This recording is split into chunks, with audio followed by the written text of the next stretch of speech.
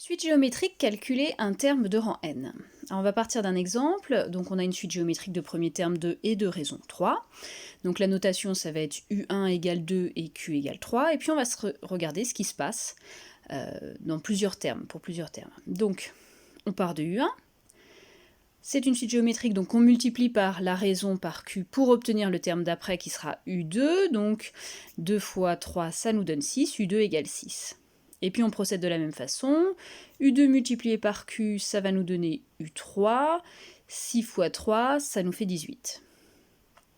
U3 multiplié par Q, ça va nous donner U4, 18 fois 3, 54. U4 multiplié par Q, ça va nous donner U5, et 54 fois 3, ça nous fait 162. Donc c'est bien, mais au bout d'un moment, si on veut calculer U10, U100, ça va être très très long. Donc on va essayer de calculer directement la valeur finale, sans avoir à faire les valeurs intermédiaires. Donc comment passer de U1 directement à U5 ?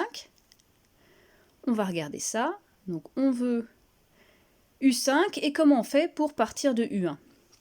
On va regarder ce qui s'est passé. Donc si on veut directement aller de U1 à U5, on regarde, et qu'est-ce qu'on a fait ? On a multiplié par Q, multiplié par Q, multiplié par Q, multiplié par Q. Donc on va regarder ce que c'est quand on multiplie un nombre plusieurs fois par lui-même déjà. On a souvent fait x fois x, et x fois x, qu'est-ce que c'est ? C'est x au carré.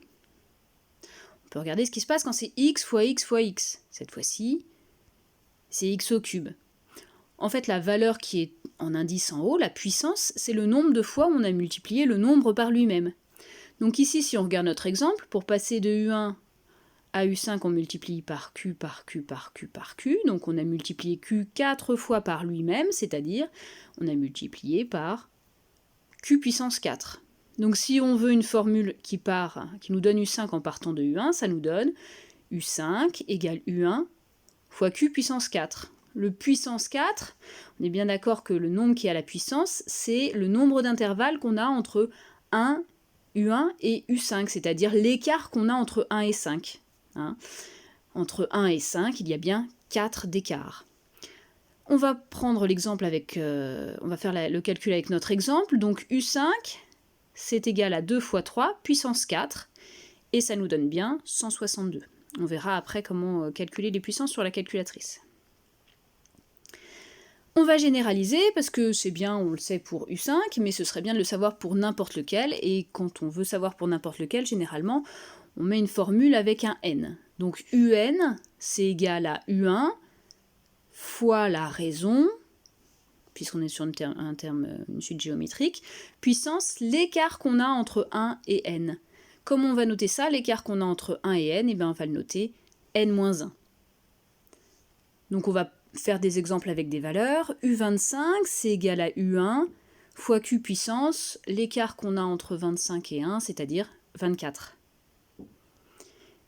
U9, c'est égal à U1 fois Q puissance, l'écart qu'on a entre 1 et 9, c'est-à-dire 8.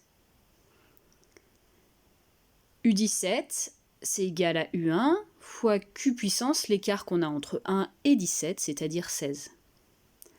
On va prendre un autre exemple maintenant, enfin le même exemple que tout à l'heure, et on va faire un calcul précisément, comme ça nous permettra de voir comment taper ça sur la calculatrice. Donc notre situation U1 égale 2, Q égale 3, et on va regarder un compte pour lequel on a déjà trouvé la formule, U9 est égal à U1 fois Q puissance 8. On remplace. Donc U1 égale 2 fois 3 puissance 8. Comment ça se passe sur la calculatrice ? Donc on tape 2 fois 3 puissance 8, mais la valeur puissance, pour obtenir la case puissance, on va cliquer sur cette touche-là, qui ressemble à un accent circonflexe. Pardon.